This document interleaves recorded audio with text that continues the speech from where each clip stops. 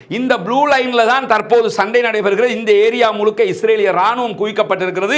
இந்த ஏரியாவில் இருந்துகிட்டு லெபனானுடைய போராளி குழுக்கள் தாக்குதல் நடத்துகிறார்கள். இன்னும் இவர்கள் இந்த பகுதிக்கு ஆயுதங்களோடு மொத்தமாக படையாக உள்ளே வரவும் இல்லை. இவர்கள் இந்த லைனை தாண்டி மொத்தமாக உள்ள வரவும் இல்லை. நீங்க அவங்கள பலவீனம் நினைச்சுக்கிட்டு உள்ள போகணும். அதுக்கு அவர் பெரிய கனவு கண்டுகிட்டு இருக்கிறார். நீங்க உள்ள வரணும்னு உள்ள போனீங்கன்னா நாசமா போறீங்க என்று புரிந்து கொள்ளுங்கள் என்று சொல்லி பிரிகேடியர் ஜெனரல் ரோனன் மனேசில் இன்றைக்கு மேரிவ் செய்தித்தாளுக்கு சொல்லியிருக்கிறார். இவர் இஸ்ரேலுடைய முன்னாள் ராணுவ ஊடக பேச்சாளராக இருந்தவர். ஹசன் நஸ்ருல்லாவுடைய அதே போன்று லெபனானிய போராளி குழுக்களுடைய வரலாற்றிலேயே வெள்ளக்கொடி ஏந்துகிற கதையே கிடையாதுடா அப்படிங்கிறாரு.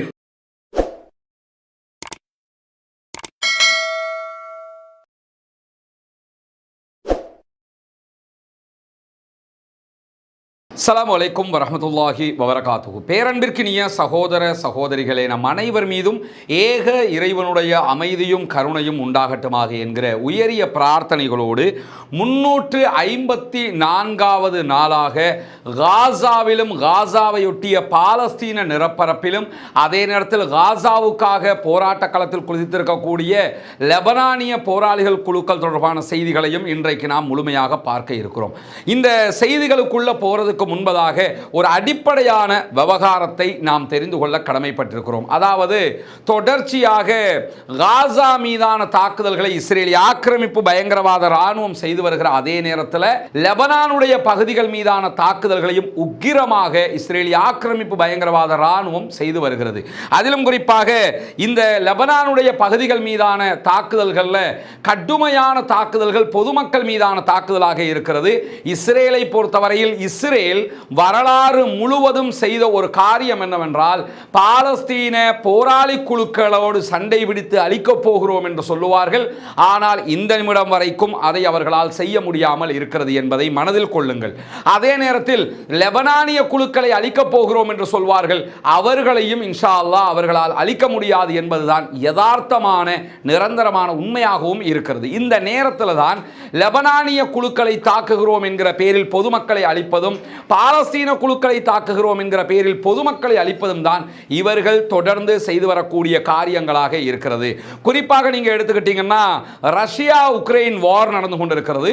இந்த வாரை நீங்க எடுத்துக்கிட்டீங்கன்னா இந்த வார் மேக்சிமம் யாரோட நடக்குதுன்னா 1-to-1 மிலிட்டரி வாராகவே நடக்கிறது. ரஷ்யா உக்ரைனுடைய மிலிட்டரி பேஸுகள் அடிக்கிறாங்க, உக்ரைன் ரஷ்யாவினுடைய மிலிட்டரி பேஸுகள் அடிக்கிறாங்க. அவ்வப்போது பொதுமக்கள் மீதான தாக்குதல்களும் அகோரமாக நடக்கிறது. ஆனால் காசா லெபனான் இந்த பகுதிகளில் நடக்கக்கூடிய தாக்குதல் எல்லாம் எடுத்துக்கிட்டீங்கன்னா மொத்தமாக பொதுமக்களை இலக்கு வைத்துத்தான் இஸ்ரேலிய ஆக்கிரமிப்பு பயங்கரவாத ராணுவம் தாக்குதல் நடத்தி கொண்டிருக்கிறது. இந்த உலகமே அதை பார்த்து கொண்டும் இருக்கிறது. அமெரிக்கா உள்ளிட்ட வல்லரசு நாடுகள் இஸ்ரேலுக்கு ஆதரவாக இந்த படுகொலைகளுக்கு துணையாகவும் இருக்கிறது. இந்த நேரத்தில் தான் காசாவில் பாலஸ்தீனத்தில் இருக்கக்கூடிய சுதந்திர வீரர்களும் அதே நேரத்தில் லெபனானில் இருக்கக்கூடிய போராளிகளும் இணைந்து இஸ்ரேலுக்கு எதிரான இந்த தாக்குதல்களை நடத்தி வருகிறார்கள். ஆனால் நீங்க இந்த ஒரு 4-5 நாட்களாக பார்த்திருப்பீங்க, லெபனான் காலி, லெபனானில் இருக்கக்கூடிய ஹெஸ்புல்லாக்கள் காலி, லெபனானில் இருக்கக்கூடிய போராளி குழுக்களை நீ எடுக்கிறதுக்கு ஒன்றும் கிடையாது, எல்லாவற்றுக்கும் மேலே போய் எஹியாசின் மாரே காலி என்கிற பேச்சுக்களை எல்லாம் தொடர்ந்து பார்த்து வர்றீங்க. இந்த பேச்சுக்களை பொறுத்தவரையில் ஒரு விவகாரத்தை மனதிலே நிறுத்திக் கொள்ளுங்கள். அதாவது லெபனானில் இருக்கக்கூடிய போராளி குழுக்களுடைய தாக்குதல்கள் உக்கிரமாகவும் அகோரமாகவும் இஸ்ரேலுக்குள் நடந்து வருகிறது. அது தொடர்பான காட்சிகளையும் அது தொடர்பான செய்திகளையும் இன்றைக்கு நாம் நிறையவே பார்க்க இருக்கிறோம். அதே நேரத்தில் ஹிஸ்புல்லாக்களுக்கு எதிராக லெபனானிய போராளி குழுக்களுக்கு எதிராக இஸ்ரேல் நடத்தக்கூடிய தாக்குதல்களில் மொத்தமாக பொதுமக்கள் மீதான தாக்குதல்கள் தான் அவர்கள் நடத்தி கொண்டிருக்கிறார்கள். குறிப்பாக நீங்க இங்க பார்க்கலாம், ஒரே நேரத்தில் நடத்தப்பட்ட தாக்குதல் நேற்று நாம் சொல்லும் போது 182 பேர் கொல்லப்பட்டிருந்த செய்திகளை சொல்லியிருந்தோம். அந்த 182 என்பது 558 உயர்ந்திருக்கிறது. இன்க்ளூடிங் அதாவது 50 குழந்தைகள் உட்பட 558 பேர் லெபனான் பகுதிகளில் கொல்லப்பட்ட 1835 பேர் காயமடைந்திருக்கிறார்கள் என்கிற செய்திகள் வெளியாகி இருக்கிற அதே நேரத்தில் எங்கெல்லாம் லெபனானுக்குள் அவர்கள் தாக்குதல் நடத்தி இருக்கிறார்கள் என்கிற காட்சிகளையும் இந்த வரைபடத்தில் நீங்கள் பார்க்க முடியும். இதை எதுக்கு நான் சொல்ல வர்றேன்னு சொன்னா, இந்த தாக்குதல்கள் எல்லாம் பொதுமக்களை இலக்கு வைத்த தாக்குதல்கள். ஆனால் லெபனானிய குழுக்களுடைய தாக்குதலை பொறுத்தவரையில் முழுவதுமாக இஸ்ரேலுடைய ஏர் பேஸ், இஸ்ரேலுடைய மிலிட்டரி பேஸை அடிப்படையாக கொண்டதாக இருக்கிறது. இஸ்ரேலுடைய ராணுவ பலத்தை பலவீனப்படுத்துகிற தாக்குதல்களை தான் அவர்கள் நடத்துகிறார்கள். அது எவ்வளவு உக்கிரமானது என்பதை இன்றைக்கு நாம் பின்னால் பார்க்க இருக்கிறோம். எனவே இந்த யூடியூப்ல செய்தி சொல்றவங்களாக இருக்கலாம், இவங்க அல்லது நியூஸ்ல செய்தி சொல்ற பேர்ல பிபிசி முதல் கொண்டு இவர்கள் அத்தனை பேரும் காசா வார் ஆரம்பித்ததிலிருந்து சொன்ன பொய்கள் உங்களுக்கு எல்லாம் தெரியும். காசா காலி, அங்கிருக்கக்கூடிய சுதந்திர போராளிகள் காலி, சுதந்திர போராளிகள் ஒட்டுமொத்தமாக அழிச்சிட்டோம் என்றெல்லாம் டெய்லி செய்தியை சொல்லிக்கொண்டே இருந்தார்கள். 15 நாள்ல முடியும், 10 நாள்ல முடியும், 25 நாள்ல முடியும் என்றார்கள். இன்றைக்கு ஒரு வருடத்தை நெருங்குகிற போதும் காசாவை அவர்கள் ஒரு அங்குலத்தை ஏனும் நாங்கள் கைப்பற்றி விட்டோம் என்று அறிவிக்க முடியாத பெட்டைத்தனமான நிலையில் இருக்கிறார்கள் என்பதை நாம் தொடர்ந்து உணர முடிகிற அதே நேரத்தில் தான் தற்போது லெபனானை நோக்கிய தாக்குதல்களை ஆரம்பித்திருக்கிறார்கள். இந்த நேரத்தில் ஒன்று கவனிச்சுக்கிறீங்க, அப்ப லெபனானிய குழுக்கள் இவ்வளவு அகோரமாக தாக்குதல்கள் நடத்துகிறார்கள் என்றால் அந்த செய்திகள் ஏன் குறைவாக வெளிவருகிறது என்று சொன்னால், உலகத்தில் யதார்த்தமாகவே பாலஸ்தீனம் என்கிற ஒரு பூமி அங்கிருக்கக்கூடிய பாலஸ்தீனர்களுக்கு தான் சொந்தம் என்பது வளமையாக எத்தனை பேருக்கு தெரிந்திருந்தது? கொஞ்சம் யோசிச்சு பாருங்க. இந்த வார் நேரத்தில் தான் உலகம் முழுவதும் அது தெரிய வந்திருக்கிறது. காரணம் என்னவென்றால் சமூக வலைதளங்கள், ஃபேஸ்புக்காக இருக்கலாம், குறிப்பாக ட்விட்டர். ஃபேஸ்புக் நிறைய ரெஸ்ட்ரிக்ஷன் பண்ணிட்டாங்க. ட்விட்டர், யூடியூப், அதே மாதிரி மற்ற சமூக வலைதளங்கள் மூலமாக, அதிலும் குறிப்பாக இந்த டெலிகிராம் செய்த சேவைகள் என்பது மெச்சத்தக்க சேவைகளாக இருந்தது. இதனூடாகத்தான் பொதுமக்கள் உண்மையில் பாலஸ்தீனம் பாலஸ்தீனர்களுக்கு சொந்தம் என்பதை உணர்ந்து கொண்டார்கள். அப்படி இருக்கும்போது மற்ற ஊடகங்கள் எல்லாம் எந்த நிலையில் இருந்தன என்பது நமக்கு தெரியும். அதாவது பிபிசியாக இருக்கலாம், CNN இருக்கலாம், வால் ஸ்ட்ரீட் ஜர்னலாக இருக்கலாம், டைம்ஸாக இருக்கலாம், இந்தியாவினுடைய அனைத்து ஊடகங்களாக இருக்கலாம், வெளிநாட்டு ஊடகங்களாக இருக்கலாம், ஏபியாக இருக்கலாம். எந்த ஒரு ஊடகத்தை நீங்க எடுத்துக்கொண்டாலும் அத்தனை ஊடகங்களுமே ஜியோனிஸ்டுகளுக்கு ஆதரவாக இருந்தது. அத்தனை ஊடகங்களுமே இஸ்ரேலுக்கு ஆதரவாக இருந்தது. அவர்களிடமிருந்து பணம் பெற்று இயங்கக்கூடியதாக இருந்தது. அப்படி இருக்கும் போதுதான் அல் ஜசீரா என்கிற சிங்கிள் ஒன் மேன் ஆர்மி என்கிற விதமாக சிங்கிளாக வந்து நின்று முழு தகவல்களையும் இந்த உலகுக்கு தந்து உண்மையில் அங்கு நடப்பது அநியாயம், அக்கிரம், அயோக்கியத்தனம், அங்கு நடக்கக்கூடிய அநியாயங்கள் இதுதான் என்பதை பட்டவர்த்தனமாக உலகுக்கு காட்டியது அல் ஜசீரா. அதன் பிறகுதான் பாலஸ்தீன நிலப்பரப்பு யாருக்குரியது, 1967 என்ன நடந்தது, 1948 என்ன நடந்தது, யாசர் அரஃபத் யாரு, அவருக்கு துணை நின்றவர்கள் யாரு, அங்கிருக்கக்கூடிய சுதந்திர குழுக்கள் என்றால் யாரு, ஷேக் யாசின் என்றால் யாரு, இது அத்தனையுமே இந்த ஒரு வருடத்தில் உங்கள் அத்தனை பேருக்கும் ஒரு மனப்பாடத்தில் இருக்கக்கூடிய ஒரு மாபெரும் பாடமாக மாற்றப்பட்டிருக்கிறது. அத்தனை பொய்களையும் உடைத்துக் கொண்டு உண்மை வெளியே வந்தது. இப்படி இருக்கிற நேரத்தில் தான் இந்த லெபனான் மீதான எஸ்கலேஷன் ஆரம்பிக்கும் போது, தாக்குதல்களை எல்லாம் ஆரம்பிக்கிற போது மீண்டும் அவங்க என்ன செய்யறாங்கன்னா, வெஸ்ட் பேங்க்ல இருக்கக்கூடிய ரமல்லாவில் இருக்கக்கூடிய அல் ஜசீராவினுடைய அலுவலகத்துக்குள் புகுந்து அடாவடித்தனத்தை பண்ணுகிறார்கள். ஜெருசலம் அல் ஜசீராவினுடைய அலுவலகத்தை மூடுமாறு அவர்கள் அடாவடித்தனம் பண்ணுகிறார்கள். இஸ்ரேலுக்குள் அல் ஜசீராவால் இயங்க முடியாது, இன்னும் சில சர்வதேச ஊடகங்களால் இயங்க முடியாது. எல்லாவற்றையும் தாண்டி இஸ்ரேலுடைய ஹயோம் நியூஸ் ஏஜென்சியாக இருந்தாலும் சரி, எடியோ தஹ்ரானோத்தாக இருந்தாலும் சரி, அவர்களுடைய ஹசாரத்தாக இருந்தாலும் சரி, இந்த மாதிரி அவர்களுடைய பத்திரிகைகளுக்கும் அவர்களுடைய ஊடகங்களுக்கும் கூட 1008 கட்டளைகளை, கடப்பாடுகளை விதித்து செயல்பட முடியாமல் ஆக்கி வைத்திருக்கிறார்கள். இந்த நிலையில இந்த கட்டுப்பாட்டை எல்லாம் தாண்டித்தான் லெபனான்ல இருந்து விழுகிற அடிகளுடைய வீடியோக்கள் அங்கங்கு அவ்வப்போது வெளிவந்து கொண்டிருக்கிறது. அதை பார்த்தாலே நம்ம தெரிஞ்சுக்கலாம் எவ்வளவு அடி வாங்கி செத்துக்கிட்டு இருக்கிறாங்கன்னு. ஆனா என்ன சொல்லுவானா, எங்களுக்கு ஒண்ணுமே நடக்கல, எல்லாத்தையும் அயன்டோம் வந்து இன்டர்பிரேட் பண்ணிடுச்சு என்று சொல்லுவார்கள். இது அத்தனையும் சுத்த பொய், இது அத்தனையுமே வடிகட்டிய பொய், தார்பாயில் வடிகட்டிய பொய்கள் என்பதை உணர்ந்து கொள்ளுங்கள். அல்லாஹ்வின் உதவியால், ஏக இறைவனின் உதவியால் பாலஸ்தீன பெருபூமியில் இருக்கக்கூடிய பாலஸ்தீன சுதந்திர போராளிகள் இந்த நிமிடம் வரைக்கும் இஸ்ரேலிய ஆக்கிரமிப்பு பயங்கரவாத ராணுவத்திற்கு எதிராக நெஞ்சை நிமிர்த்தி தைரியமாக ஈமானிய உறுதியோடு போராடி கொண்டே இருக்கிறார்கள். அதே நேரத்தில் லெபனானில் இருக்கக்கூடிய போராளி குழுக்களும் ஒரு அங்குலமேனும் பின்வாங்காமல் தொடர்ந்து அவர்களுடைய தாக்குதல்களை நடத்தி கொண்டிருக்கிறார்கள். அந்த நேரத்தில் ஒரு விஷயத்தை புரிஞ்சுக்கிறீங்க, பெகா பள்ளத்தாக்கு என்கிற ஒரு பகுதி இருக்கிறது. அதாவது இந்த பெகா பள்ளத்தாக்கு தொடர்பான ஒரு செய்தியை நம்ம பின்னாடி பார்க்க இருக்கிறோம். அதில் அடிப்படையான ஒரு செய்தியை புரிஞ்சுக்கிறீங்க. நீங்கள் லெபனானுடைய பகுதிகளை நம்ம பார்க்கிறதாக இருந்தால் இந்த பகுதி பெகா பள்ளத்தாக்கு என்று சொல்வார்கள். அதிலும் குறிப்பாக நீங்கள் கூகுள் பண்ணி பார்த்தாலே உங்களுக்கு தெரியும், லெபனான் இஸ்ரேல் பார்டர்ல ப்ளூ லைன் என்று சொல்லி நீங்க பார்த்தா ரெட் லைன் கிடையாது. கிடையாது. ப்ளூ லைன் என்ற ஒரு ப்ளூ லைன் ஒரு லைன் இருக்கிறது. அந்த லைன் தான் இந்த லைன். அதாவது இந்த இடத்துல யுஎன்னுடைய சமாதான படைகள் தான் நிறுத்தப்பட்டிருக்கும். 2000ங்களுக்கு பிறகு இந்த இடம் ஐநா சபையினால் இது லெபனானுக்குரியது, இஸ்ரேலுக்குரியது என்று ஆக்கப்பட்டிருக்கக்கூடிய பகுதியாக இருக்கிறது. அந்த பகுதியில் தான் இந்த யுஎன் படை நிற்கிற காட்சியை பார்க்குறீங்க. இந்த மாதிரி ஒரு இடத்தை வச்சு இது ப்ளூ லைன் சொல்லி அடிச்சு வச்சிருப்பாங்க. இந்த இடத்துக்கு இந்த இருக்குது அந்த ப்ளூ லைன். இந்த ப்ளூ லைன்ல தான் தற்போது சண்டை நடைபெறுகிறது. இந்த ஏரியா முழுக்க இஸ்ரேலிய ராணுவம் குவிக்கப்பட்டிருக்கிறது. இந்த ஏரியாவில் இருந்துகிட்டு லெபனானுடைய போராளி குழுக்கள் தாக்குதல் நடத்துகிறார்கள். இன்னும் இவர்கள் இந்த பகுதிக்கு ஆயுதங்களோடு மொத்தமாக படையாக உள்ளே வரவும் இல்லை. இவர்கள் இந்த லைனை தாண்டி மொத்தமாக உள்ள வரவும் இல்லை. ஆனால் இங்கே இருக்கக்கூடிய லெபனானிய குழுக்களுடைய தாக்குதலால் இந்த பகுதி அவர்களுடைய ஆக்கிரமிப்பின் கீழ் இருக்கிறது. இந்த பகுதியில் எந்த மக்களுமே குடி இருக்கவில்லை. அத்தனை பேருமே 7 லட்சம் பேர் அகதிகளாக வெளியேறி இருக்கிறார். இந்த பகுதிக்கு என்ன சொல்லுவாங்கன்னா ஆங்கிலத்தில் கோஸ்ட் சிட்டி என்றுதான் பத்திரிகைகள் எழுதுவார்கள். பேய் நகரம் என்று. இஸ்லாத்தில் பேய் ஒன்று கான்செப்டே கிடையாது. ஆனால் அந்த எழுதுறதுக்காக சொல்றேன் கோஸ்ட் சிட்டி என்று எழுதுவாங்க என்று சொன்னா இங்க யாருமே இல்லை, மயான அமைதி நிலவுகிறது. அத்தனை பேரும் வெளியேற்றப்பட்டு விட்டார்கள், அத்தனை வீடுகளும் அழிக்கப்பட்டிருக்கிறது என்கிற நிலை இந்த பகுதிகளில் இருக்கிறது. இந்த இடத்துல தான் சண்டை நடைபெற்று கொண்டிருக்கிறது.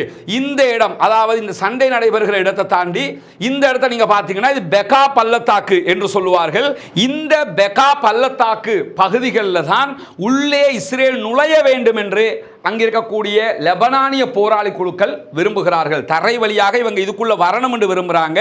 அதுக்குள்ள போயிடக்கூடாது என்றுதான் இஸ்ரேலுடைய மிக பிரபலமான முன்னாள் இந்நாள் தளபதிகள் எல்லாம் சொல்லிக் கொண்டிருக்கிறார்கள். இந்த இடத்துக்கு வருவதுதான் ஹசன் நஸ்ருல்லாவுக்கு தேவையானது. அந்த இடத்துக்குள்ள வந்ததுக்கு பிறகு நடக்கிறத பாருங்க என்பதுதான் அவர்களுடைய வார்த்தையாக இருக்கிறது. பொறுத்திருந்து பார்ப்போம் என்ன நடக்கப் போகிறது என்பது. இந்த நேரத்தில் தான் இன்றைக்கு என்னவெல்லாம் நடந்திருக்கிறது என்கிற செய்திகளை நாம் பார்க்க இருக்கிறோம். குறிப்பாக காசாவில் இன்றைக்கும் பாரிய தாக்குதல்கள் நடத்தப்பட்டு கொண்டிருக்கிறது. அதிலும் குறிப்பாக 24 மணி நேரத்தில் மேற்கு கரை பகுதிகளில் 25 பாலஸ்தீன அப்பாவிகள் கைது செய்யப்பட்டிருக்கிறார்கள்.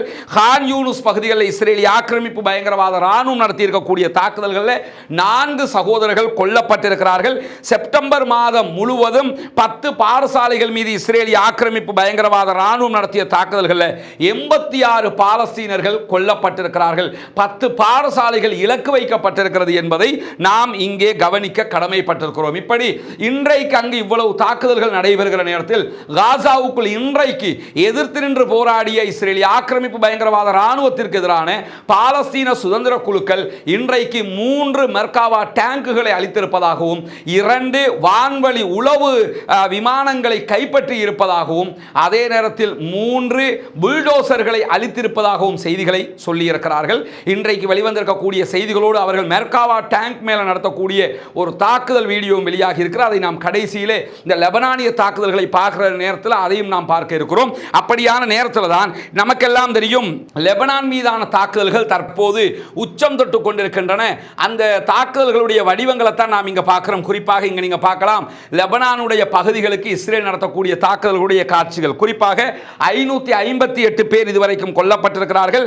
1600 வான்வழி தாக்குதல்களை இஸ்ரேல் இந்த பகுதிகளில் நடத்தி இருக்கிறது 4 நாட்களுக்குள்ளாக. இதிலே 2000க்கு மேற்பட்ட குண்டுகளை நாங்கள் போட்டிருக்கிறோம் என்று சொல்லி இன்றைக்கு இஸ்ரேலிய ஆக்கிரமிப்பு பயங்கரவாத ராணுவத்தினுடைய ஊடக பிரிவு அறிவித்திருக்கிறது. 1600 தாக்குதல்கள், 2000க்கு மேற்பட்ட குண்டுகள் போடப்பட்டிருக்கிறது. இவ்வளவு மாபெரும் அநியாயத்தை இஸ்ரேல் லெபனானுடைய பகுதிகள் மீது செய்கிறது. சொல்லும் போது என்ன சொல்றாங்கன்னா நாங்க அங்க இருக்கக்கூடிய போராளி குழுக்கள் மீது தாக்குதல் நடத்துகிறோம் என்று சொல்கிறார்கள். ஆனால் அங்கே கொல்லப்பட்டிருக்கிற 558 பேரும் அப்பாவி பொதுமக்கள் என்பதை நாம் இங்கே உச்சகட்டமாக கவனிக்க வேண்டிய இடமாக இருக்கிறது. இதே நேரத்தில் இன்றைக்கு ப்ரொஃபசர், அதாவது அமெரிக்கன் யூனிவர்சிட்டியினுடைய ப்ரொஃபசராக இருக்கக்கூடிய அரிகாட் அவர்கள் அல் குதுஸ் நியூஸ் பேப்பருக்கு ஒரு முக்கியமான பேட்டியை வழங்கி இருக்கிறார். இந்த பேட்டி நீங்கெல்லாம் ரொம்ப உச்சமாக கவனிக்க வேண்டிய ஒரு விஷயம். என்னன்னா உள்ள நுழைஞ்சிட்டாங்க இப்ப, அதாவது காசா மட்டும் இல்ல அடுத்து லெபனானும் காலிங்கிறாங்கல்ல. ஏண்டா உள்ள காசாவுக்குள்ள போயே அவர் சொன்னது எதையுமே செய்யல. இப்ப லெபனான் மீதும் தாக்குதல் நடத்துகிறாங்கன்னா யோசிக்கணுமா இல்லையா? அப்படி இருக்கும்போது இன்றைக்கு ப்ரொஃபசர் அவர்கள் சொல்லி இருக்கக்கூடிய ஒரு செய்தி மிக முக்கியமாக அல் ஜசீராவிலே இன்றைக்கு அவர் கொடுத்த பேட்டியை வெளியிட்டிருக்கிறார்கள். அந்த பேட்டியில அல் குதுஸ் டெய்லிக்கு தான் அவர் பேட்டி வழங்கி இருந்தார். அது அல் ஜசீராவும் எடுத்து சொல்லி இருந்தது. அதில் அவர் சொல்லக்கூடிய ஒரு முக்கியமான செய்தி என்னன்னு சொன்னா, இந்த லெபனானை இஸ்ரேல் ஆக்கிரமிக்க போவதாக சொல்லுகிற பேச்சுக்கள் எல்லாம் படு முட்டாள்தனமானது, ஃபூலிஷ் தனமான பேச்சுக்களை தான் அவர்கள் பேசிக் கொண்டிருக்கிறார்கள் என்று சொல்லுகிறவர்கள். ஏன் அப்படி அரிகாட் அவர்கள் சொல்றாருன்னு சொல்லி சொன்னா, இந்த தாக்குதல்களை பொறுத்தவரையில் இந்த தாக்குதல்கள் லெபனான் மீதான ஆக்கிரமிப்பு தாக்குதல்களால் எந்த ஒரு நலவையும் இஸ்ரேலால் வென்றெடுக்க முடியாது, குறிப்பாக நெத்தனியாகுவினால் எதையும் செய்ய முடியாது என்பதை அவர் மிக தெளிவாக எடுத்து சொல்லுகிறார். அதுக்கான உதாரணமாக அவர் என்ன சொல்றாருன்னு கேட்டா, இதுக்கு முன்னாடியும் பலவாட்டி நாங்கள் லெபனானை ஆக்கிரமிக்க போகிறோம் என்று நெத்தனியாகுவினுடைய இஸ்ரேலிய ஆக்கிரமிப்பு பயங்கரவாத ராணுவம் முயற்சி செய்திருக்கிறது. 2000ஆம் ஆண்டு இவர்கள் லெபனானை ஆக்கிரமிக்க முயன்றார்கள். அதிலே தோற்று வெளியேறினார்கள். 2000 தோத்தவங்க 2024 எப்படி வெல்லுவாங்கன்னு கேட்கிறாரு. 2000ஆம் ஆண்டுல லெபனானுடைய போராளிகள்கிட்ட நினைக்கிற மாதிரி பயங்கரமான ஆயுதங்கள் ரொம்ப குறைவாக இருந்த நேரம். அப்படியான நேரத்திலேயே இவர்கள் அவர்களிடத்தில் தோற்று இருக்கிறார்கள். இப்ப மட்டும் ஜெயிச்சிருவாங்களா என்று கேட்கிறார். அதே மாதிரி என்ன சொல்றாருன்னா, காசாவில் ஆல்ரெடி தோத்து போயிட்டாங்க, அதை மறைக்கிறதுக்கு இப்ப லெபனான் பக்கம் திரும்பி இருக்கிறாங்க என்று இன்றைக்கு ப்ரொஃபசர் அரிகாட் அவர்கள் சொல்லக்கூடிய செய்தியை நம்ம பார்க்கலாம். அதுக்கு அவர் உதாரணமாக என்ன சொல்றாருன்னா, நெத்தனியாகு 3 இலக்குகளை சொல்லியிருந்தார். ஒன்று, பாலஸ்தீன சுதந்திர போராளிகள் அமைப்பை நாங்கள் அழிப்போம் என்று சொல்லியிருந்தார். அதே மாதிரி பணைய கைதிகளை நாங்கள் ராணுவம் மிலிட்டரி வார்ல மீட்டு கொண்டு வருவோம் என்று சொன்னார். அதையும் அவர் செய்யவில்லை. அங்க இருக்கக்கூடிய சுதந்திர போராளிகள் அழிக்கவும் இல்லை, தங்களுடைய பணைய கைதிகள் இன்னும் காசாவுக்குள் இருக்கிறார்கள், அவர்களை மீட்டுக் கொள்ளவும் இல்லை. மூன்றாவது, காசாவினுடைய ஆட்சியையே மாற்றுவேன் என்று சொன்னார். அதுவும் இந்த நிமிடம் வரை அங்கிருக்கக்கூடிய சுதந்திர ராணுவத்திடத்தில் தான் இருக்கிறது. எனவே இந்த 3ஐயுமே அவர் செய்யல. அங்க ஆல்ரெடி தோத்துட்டாங்க. தோத்துட்டு இப்ப என்ன பண்றாங்கன்னு கேட்டா, லெபனானை ஆக்கிரமிக்க வர்றாங்க. இது ஏன் வர்றாங்கன்னு சொன்னா, அடுத்த சில நாட்கள்ல இவங்களுடைய இந்த செயல்பாட்டால் என்ன நடக்க போகுதுன்னு கேட்டா, அடுத்த சில நாட்களாக கண்டிப்பாக லெபனானிய போராளிகள்கிட்ட இருந்து ஒரு முக்கியமான பாரிய தாக்குதல்களை நாம் எதிர்பார்க்க முடியும் என்று சொல்லி அமெரிக்கன் யூனிவர்சிட்டியினுடைய ப்ரொஃபசர் இன்றைக்கு அல் ஜசீராவில் இந்த ஆய்வு தகவலை சொல்றாரு. அதுல இன்னொன்று புரிஞ்சுக்கிறீங்க என்னன்னா, நிறைய பேர் இந்த லெபனான் வார், அந்த வார், இந்த வார் சம்பந்தமா பேசுறாங்கல்ல, பேசும்போது அவர்கள் மேற்கோள் காட்டுகிற விவகாரங்களை உன்னிப்பாக கவனித்துக் கொள்ளுங்கள். ஏன்னா நம்ம இலங்கையில் இருக்கிறோம், பேசுறவங்களும் மற்ற இடங்கள்ல இருக்கிறாங்க. அது சம்பந்தமான ராணுவ ரீதியிலான ஆய்வு தெளிவுள்ள இது போன்றவர்கள் சொல்லுகிற கருத்துக்களை தான் நாம் இந்த இடத்துக்கு நிறைய எடுக்க முடியும். அவங்க தான் டெய்லி அதை ஆய்வு கண்ணோட்டத்தோடு இருக்கக்கூடியவர்கள். அதனால தான் அரிகேட் அவர்கள் சொல்லும் போது என்ன சொல்றாருன்னா, விரைவிலேயே அங்க இருக்கக்கூடிய லெபனானிய போராளிகளிடமிருந்து பாரிய தாக்குதல்களை எதிர்பார்க்க முடியும். அப்படியான தாக்குதல்கள் வருகிற போது இஸ்ரேலியர்களால் அவர்களுடைய வீடுகளுக்குள் இருக்க முடியாமல் போய்விடும் என்று அவர் சொல்லியிருக்கக்கூடிய காட்சிகளை பார்க்க முடியும். அதே நேரத்தில் இஸ்ரேலுடைய ராணுவத்தின் முன்னாள் ஊடக பேச்சாளர் யார் சொல்றாருங்கிறத கவனிச்சுக்கிறீங்க. இஸ்ரேல் ராணுவத்தினுடைய இப்ப டேனியல் ஹகாரி இருக்கிற மாதிரி இதற்கு முன்பதாக இருந்த ஊடக பேச்சாளர் யாருன்னு கேட்டா, பிரிகேடியர் ஜெனரல் ரோனன் மனேசில் என்பவர் மேரியூ செய்தித்தாளுக்கு இன்றைக்கு ஒரு பேட்டி கொடுத்திருக்கிறார். அதில் அவர் என்ன சொல்றாருன்னா, லெபனான்ல தரைவழி தாக்குதலுக்கு எதிராக அவர் இன்றைக்கு கருத்து தெரிவித்திருக்கிறார். அதிலும் குறிப்பாக என்ன சொல்றாருன்னு கேட்டா, லெபனானுக்குள்ள தரைவழி தாக்குதலுக்காக இஸ்ரேலிய படைகளை அனுப்பினால் அது என்ன நடக்கும் என்று சொன்னால், லெபனானுடைய போராளிய குழுக்களுடைய தலைவராக இருக்கக்கூடிய ஹசன் நஸ்ருல்லாவுடைய மிகப்பெரிய கனவை நிறைவேற்றிவிடும் அப்படிங்கிறாரு. ஹசன் நஸ்ருல்லாவுடைய கனவை என்னன்னு கேட்டா, அவங்க தரைப்படையாக உள்ள வரணும்னு தான். அதுக்காகத்தான் அந்த ஆள் வெயிட் பண்ணிக்கிட்டே இருக்கிறார். நீங்க இவ்வளவு அடிக்கும் போதும் நீங்க நினைச்ச அளவுக்கு பதிலடி தராம மெதுவா பதிலடி ஏன் தந்துகிட்டு இருக்கிறாருன்னு கேட்டா, நீங்க அவங்கள பலவீனம் நினைச்சுக்கிட்டு உள்ள போகணும். அதுக்கு அவர் பெரிய கனவு கண்டுகிட்டு இருக்கிறார், நீங்க உள்ள வரணும்னு.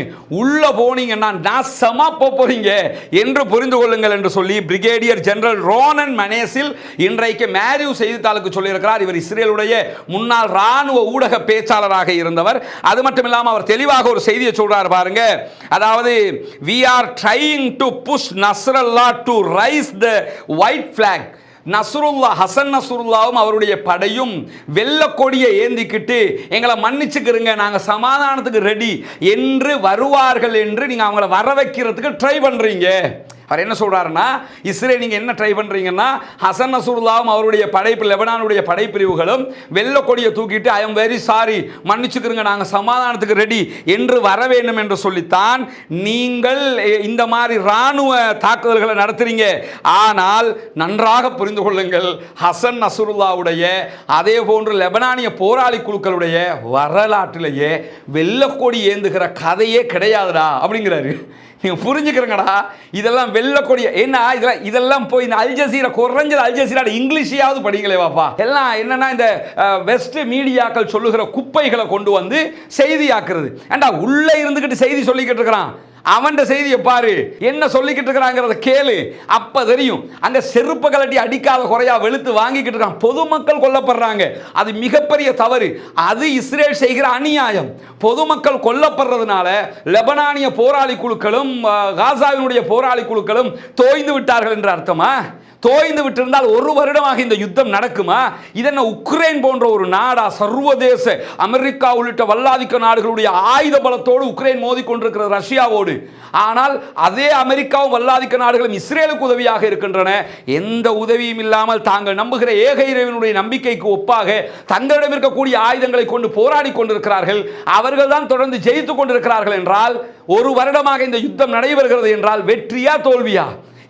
இப்ப இந்த செய்தியை சொல்லியிருக்கிறது மாரியூ செய்தித்தாளுக்கு சொல்லியிருக்கிறது இஸ்ரேலுடைய முன்னாள் ராணுவ ஊடக பேச்சாளர்.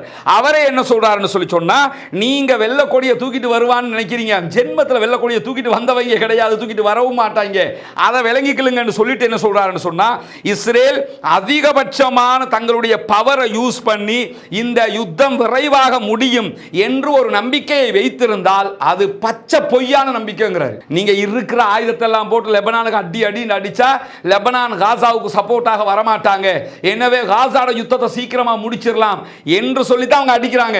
லெபனானை அடிச்சு நொறுக்கிட்டா ஏன்னா அவங்களுக்கு இந்த பக்கம் காசாவுக்குள்ள சண்டை பிடிக்கும் போது பாலஸ்தீன சுதந்திர போராளிகள் மோதிக்கிட்டு இருக்கிறாங்க, இங்க மோதிக்கிட்டு இருக்கும் போது பின்பகுதியால லெபனான் அடிச்சுக்கிட்டு இருக்கிறான். அந்த அடியை நிறுத்துறதுக்காக தான் முதல்ல லெபனானை முடிச்சுட்டு வருவோம், முடிச்சுட்டு வந்தா இதை முடிச்சிடலாம்னு நினைக்கிறீங்க. ஆனா அது பொய்யான நம்பிக்கை, நீங்கள் அவர்களிடத்தில் தோற்று போவீர்கள் என்று மாரியூ செய்தித்தாள் இன்றைக்கு இஸ்ரேலிய ராணுவ பிரிகேடியரே சொல்லியிருக்கக்கூடிய செய்திகள் பதிவாகி இருப்பதை நாம் பார்க்க முடியும். இப்படியான நேரத்தில் தான் விரைவாக பார்த்துக் கொள்ளுங்கள், இன்றைக்கு பட்டையாக அடி வாங்கி செத்து கொண்டிருக்கிறது இஸ்ரேல். அதற்கான நிறைய செய்திகள் இன்றைக்கு அல் ஜசீராவினுடைய அரபு பக்கம் அள்ளி தெளித்து விட்டிருக்கிறார்கள், தாராளமாக எடுத்து பார்க்க முடியும். குறிப்பாக இஸ்ரேலுடைய நாசரேத் நகரத்தில் இன்றைக்கு பாரிய தாக்குதல்களை ஹெஸ்புல்லாக்கள் நடத்தி இருக்கிறார்கள், போராளி குழுக்கள் நடத்தி இருக்கிறார்கள். டைம்ஸ் ஆஃப் இஸ்ரேல் அதே போன்று அவர்களுடைய வைனட் ஆகியவை ஹிஸ்புல்லாவுடைய சரமாரியான தாக்குதல் ராக்கெட்டுகள் நாசரேத் நகரத்தில் விழுந்திருக்கிறது என்கிற செய்திகளை அவர்களே உறுதிப்படுத்தியிருக்கக்கூடிய செய்திகளும் இன்றைக்கு வெளியாக இருக்கிறது. அதே நேரத்தில் லெபனானில் இருக்கக்கூடிய ஐநாவினுடைய இடைக்கால படை, அமைதி காக்கும் படை, அதுக்கு சொல்லுவாங்க UNIFIL என்று சொல்லுவார்கள். இந்த படை இஸ்ரேல் லெபனானுக்கு இடையிலான இந்த ஓர் உச்சம் தொட்டிருக்கிறதுனால நாங்கள் ஒதுங்கி நிற்கிறோம் என்ற அமைதி படை தற்போது எந்த விதமான பிரச்சனைகளுக்கும் செல்லாமல் ஒதுங்கி நிற்கிறது என்கிற செய்திகளும் வெளிவந்திருக்கிற அதே நேரத்தில் ஆக்கிரமிக்கப்பட்டிருக்கக்கூடிய கோலன் குன்றுகள் மீது இன்றைக்கு ஈராக்கில் இருக்கக்கூடிய ஆயுத குழுக்கள் பாரிய தாக்குதல்களை நடத்தி இருக்கிறார்கள். அதனுடைய வீடியோக்களையும் அவங்க வெளியிட்டிருக்கிறாங்க.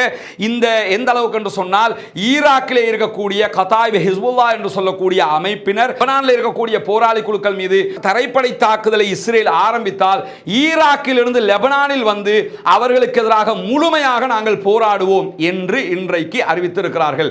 இதுவும் இஸ்ரேலுக்கு ஒரு பாரிய பின்னடைவை உண்டாக்க போகிறது என்பதை நாம் இங்கே கவனிக்க வேண்டும். அதே நேரத்தில் இன்றைக்கு இஸ்ரேலுடைய ஹைஃபா துறைமுக நகரத்தில் இருக்கக்கூடிய அவுஃபுலா என்கிற இஸ்ரேலுடைய விமான தளம், இஸ்ரேலுடைய ராணுவ விமான தளத்தின் மீது பாரிய ஏவுகணை தாக்குதல்களை இன்றைக்கு ஏவி தாக்கி இருக்கிறார்கள், பாரிய அழிவுகளையும் அவர்கள் உண்டாக்கி இருக்கிறார்கள் என்கிற செய்திகள் வெளியாக அந்த வீடியோக்களும் வந்திருக்கு, நம்ம பார்க்க முடியும்.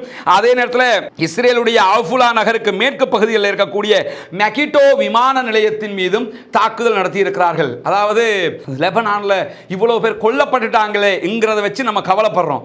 ஒன்னு புரிஞ்சுக்கிறங்க, இதே மாதிரி பொதுமக்கள் அவங்களுக்கு கொல்ல தெரியாம இல்லை, கொல்ல மாட்டார்கள். ஏன் கொல்ல மாட்டாங்கன்னு கேட்டா, இந்த மார்க்க ரீதியிலான தடை இருக்கிற காரணத்தினால பாலஸ்தீனத்தில் இருக்கக்கூடிய எந்த போராளி குழுக்களும் எப்பொழுதுமே பொதுமக்கள் மீது தாக்குதல் நடத்தியது கிடையாது. அதனால தான் இஸ்ரேல்ல கொல்லப்படுகிற வீதரைவா இருக்குதுன்னு யோசிக்கிறீல்ல.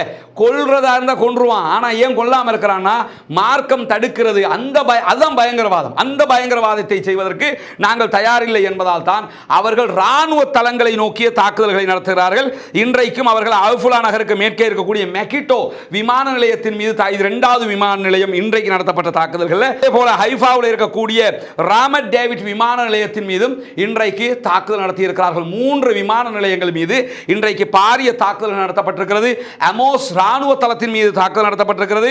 அதே போன்று லெபனான் எல்லையிலிருந்து 60 கிலோமீட்டர் தொலைவில் இருக்கக்கூடிய ஜிகோன் யக்கோவில் இருக்கக்கூடிய வெடிமருந்து தொழிற்சாலை ஆயுத ஃபேக்டரி மீதும் அவர்கள் தாக்குதல் நடத்தி இருக்கிறார்கள். 3 விமான நிலையங்கள், ஒரு ஆயுத தொழிற்சாலை மீது இன்றைக்கு அகோரமான தாக்குதல்கள் நடத்தப்பட்டிருக்கிறது. ஆயுத தொழிற்சாலை வெடித்து சிதறுகிற செய்திகள் எல்லாம் இன்றைக்கு வெளியாகி கொண்டிருக்கிறது. அதே நேரத்தில் லெபனானிலிருந்து 50க்கு மேற்பட்ட ஏவுகணைகள் ஏவப்பட்டது என்று சொல்லி இன்றைக்கு இஸ்ரேலே அறிவித்திருக்கக்கூடிய காட்சிகளை பார்க்க முடியும்.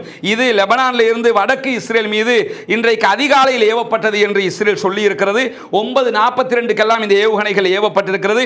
அதே நேரத்தில் ஏறக்குறைய 5 ஏவுகணைகள் இஸ்ரேலில் இருக்கக்கூடிய ஹமாக்கிம் என்கிற பகுதிகளில் வந்து தாக்குதல் நடத்தி இருக்கிறது என்கிற செய்திகளையும் வெளியிட்டிருக்கிறார்கள். அதே போன்று இஸ்ரேலுடைய ரமாட் நப்தாலி என்கிற ராணுவ தளத்தின் மீதும் இன்றைக்கு தாக்குதல் நடத்தப்பட்டிருக்கிறது. அதே போல ரமோத் நப்தாலி தளத்தில் இருக்கக்கூடிய 146வது படைப்பிரிவினுடைய ஆயுத கிடங்கின் மீதும் இன்றைக்கு பாரிய தாக்குதல்கள், ஏவுகணை தாக்குதல்கள் நடத்தப்பட்டிருக்கிற 2 ஆயுத கிடங்குகள் மீது தாக்குதல் நடத்தி இருக்கிறாங்க. அதே நேரத்தில் 3 ராணுவ விமான நிலையங்கள் மீது தாக்குதல் நடத்தி இருக்கிறாங்க.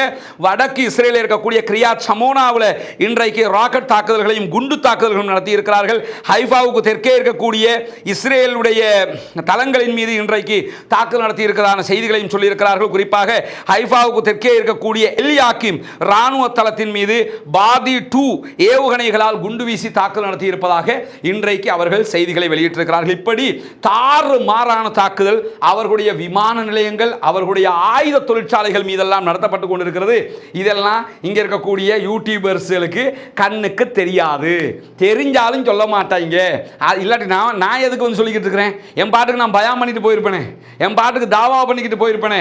இதையே ஒரு முழு நேர தாவா பணியாக நம்ம ஏன் செஞ்சுக்கிட்டு இருக்கிறோம்னா, ஒரு பொய் கட்டமைக்கப்படும் போது அந்த பொய் உடைக்கப்பட வேண்டும். அதற்காகத்தான் சொல்லிக்கிட்டு இருக்கிறோம். அல்ஹம்துலில்லாஹ் 353வது நாளாக இவர்களுடைய பொய்கள் உடைக்கப்பட்டு கொண்டிருக்கிறது. எனவே இன்றைக்கும் வெளுத்து வாங்கி கொண்டிருக்கிறது ஹிஸ்புல்லாக்கள் சம்பந்தமான வீடியோக்களை பாருங்கள். இன்றைக்கு இது காசாவில் நடக்கக்கூடிய தாக்குதல், பங்கருக்குள்ள இருந்து வெளியே வருகிற காட்சியை நீங்க பார்க்கலாம். பாருங்க, வெளியே வந்து என்ன பண்ணுவாங்கன்னு சொன்னா, அங்க இருக்கக்கூடிய மெர்காவா டேங்க் மேல அட்டாக் பண்ணக்கூடிய காட்சி தான் இது. இது அந்த பங்கருக்குள்ள இருந்து வெப்பனை எடுக்கக்கூடிய காட்சி. இதெல்லாம் நம்ம காட்ட முடியாது. இந்த பாருங்க பங்கரை, அதாவது ப்ராப்பரா தான் வெளியே வருவாங்கன்ற அர்த்தம் இல்லை. திடீர்னு என்ன பண்ணுவாங்கன்னு சொன்னா, நம்ம நினைச்சுக்கிறோம் பங்கர்னா கரெக்டா இப்படி தான் வாசல் போட்டு வருவாங்கன்ற அர்த்தம் இல்லை. எந்த ஏரியாவில் இருக்குங்கிறத அவதானிச்சுக்கிட்டு நேர என்ன செய்வாங்கன்னா, பங்கரை தோண்டி அதுல ஏணியை வச்சு வெளியே வந்துருவாங்க. வெளியே வந்து அட்டாக் பண்ணிட்டு உள்ள போயிருவாங்க, திருப்பி பிடிக்கவே இயலா போயிடும். அந்த மாதிரி ஒரு இடம் பங்கர். அந்த வாசல் அவங்க வர்ற வழியை நீங்க பார்த்தா தெரியும் எப்படி அவங்க வர்றாங்கன்னு சொல்லி. இது வெளியே ஒருத்தர் வந்துட்டாரு, மற்றவர் எப்படி வர்றாருங்கிறத காட்டுவார் பாருங்க. அப்ப தெரியும் அந்த பங்கருடைய வாயில் எப்படி இருக்குதுன்னு. இங்க பாருங்க, கீழே ஒரு படிக்கட்டை வச்சு வராங்க, சின்னொரு வாசல் ஓடி போய் அப்படி வலிக்கிட்டு உள்ள போற மாதிரி தான் இருக்கும். இந்த மெர்காவா டேங்க் மேல இன்றைக்கு அட்டாக் பண்ணக்கூடிய காட்சி இங்க நீங்க பார்க்கலாம். லெபனான்ல இருக்கக்கூடிய போராளி குழுக்களுடைய அட்டாக்ல இஸ்ரேலுடைய நகரங்கள் மீது எத்தனை தாக்குதல் நடத்தப்படுதுன்னு பாருங்க. அயன் டோம் எல்லாம் அயர்ந்து தூங்கி கொண்டு இருக்கிறது. இங்க பாருங்க, இங்கெல்லாம் நீங்க பார்க்கலாம். இதெல்லாம் இஸ்ரேலுடைய சிட்டிஸ் மேல நடத்தப்படுகிற தாக்குதல்கள். இதை பத்தி எந்த செய்தியாவது எந்த ஊடகத்திலேயாவது பார்க்கிறீங்களான்னு கேட்டா அத்தனை மறைக்கப்படுகிறது. இது இன்றைக்கு பிரஸ் டிவி வெளியிட்டிருக்கக்கூடிய செய்திகள். அதே போன்று காசா அல் ஜதீத் வெளியிட்டிருக்கிறது, அல் ஜசீரா வெளியிட்டிருக்கிறது.